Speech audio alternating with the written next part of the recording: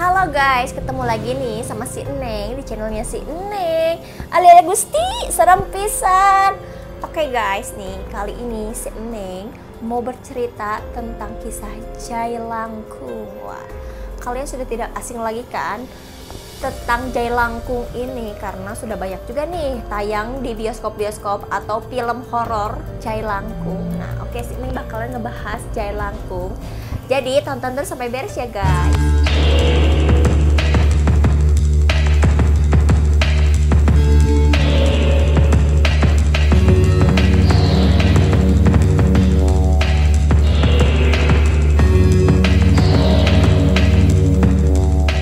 Jailangkung adalah sebuah permainan tradisional Nusantara yang bersifat ritual supernatural. Jailangkung pada umumnya dilakukan untuk memanggil arwah atau makhluk halus yang menggunakan alat tempurung kelapa atau gayung ya, zaman dulu itu gayung atau tempurung kelapa sebagai media kepalanya, dan untuk badannya biasanya dipakai kayu dan memakai pakaian. Jailangkung ini mempunyai beberapa versi guys. Yang pertama itu ada versi dari Tionghoa, versi Jawa, versi Minangkabau, dan versi Cina. Nih kali ini si Eneng mau ngebahas tentang versi dari Jawa. Jadi si Eneng mau ngebahas tentang versi Jawa aja ya guys. Oleh orang Jawa, permainan Jailangkung dikenal dengan sebutan Nini Tawong atau Nini Tawok. Permainan ini tidak hanya dikenal sebagai permainan tradisional anak-anak, tetapi juga dilakukan sebagai usaha menjaga keselamatan desa dan menolak bala. Untuk tujuan tersebut, ritual ini dilakukan bukan oleh anak kecil, melainkan orang yang sudah dewasa. Versi Jawanya juga dapat dimainkan dengan menggunakan peralatan tulis jangka, versi permainan yang berkembang di daerah-daerah khususnya di Pulau Jawa. Umumnya dahulu dimainkan di desa-desa dengan menggunakan medium orang-orangan sawah untuk memanggil makhluk halus. Cara memainkan Jailangkung biasanya nih ada 3 orang untuk memainkan Jailangkung ini. Ya, untuk 2 orang ini nih guys biasanya memegang boneka, dan satu lagi untuk pawangnya untuk membacakan mantra. Dan biasanya dilakukan Jailangkung ini di tempat-tempat yang menurut angker dan dilakukan di waktu senja. Seperti permainan Cailanggong pendahulunya. Permainan ini biasanya dimainkan secara beramai-ramai pada saat terang bulan. Dan bila makhluk halus tersebut datang, makhluk tersebut akan memperkenalkan dirinya dan bercerita dengan menggunakan bantuan alat tulis.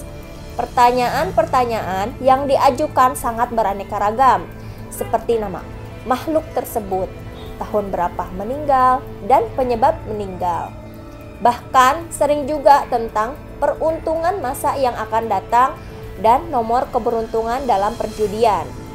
Dalam perkembangannya, permainan ini menjadi cukup sederhana. Dapat dilakukan cukup hanya dengan menggunakan jangka dengan gambar lingkaran lengkap dengan huruf abjad yang tergambar dalam teks dan dengan diiringi suatu mantra sederhana. Permainan ini juga memiliki berbagai macam versi bahasa. Mantra versi bahasa Indonesianya adalah Jailangkung Jailangsat. Di sini ada pesta kecil-kecilan, Jailangkung Jailangsat. Datang tidak diundang, pergi tidak diantar.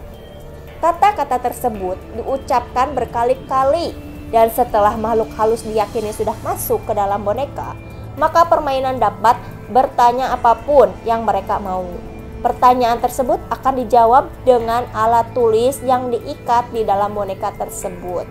Karena sifatnya yang berupa ritual yang memanggil dan berkomunikasi dengan makhluk halus, permainan Jailangkung yang awalnya sekadar permainan kemudian berkembang kemunculan permainan jailangkung yang awalnya sekedar permainan, kemudian berkembang memunculkan mitos-mitos hantu atau kesurupan sebagai imbas untuk orang yang memainkan permainan ini.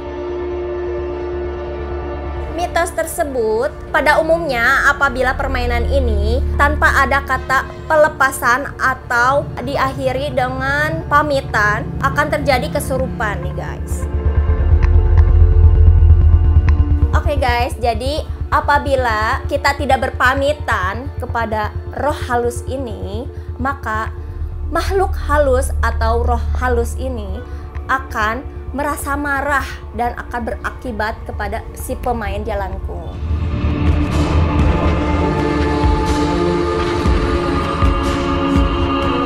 Nih guys, si Neng mau nanya nih, guys yang di rumah, gimana udah pernah nyoba belum main jailangkung? Nah, apabila belum, boleh deh dicoba ya, tapi resiko ditanggung sendiri ya guys. Nah, cukup sekian nih guys pembahasan jailangkung sama si Neng. Wah, serem gak nih menurut kalian? Kalau menurut si Neng sih serem banget, karena si Neng juga dulu pernah nyobain main jailangkung waktu kecil sih. Cuman pengen nyoba-nyoba, pengen tahu, dan akhirnya juga terbukti itu dalam kertas bisa bergerak. Ya, tapi alhamdulillah ya si Neng selamat. Yang penting kita tetap tahu aturan mainnya dan menghormati cara bermainnya gitu. Oke, cukup sekian ya guys bincang-bincang sama si Neng. Jangan lupa tonton terus channelnya si Neng sampai beres ya guys. Dan jangan lupa juga like, komen, dan subscribe ya. Tombol loncengnya harus diklik sampai bunyi teng teng teng. Oke guys.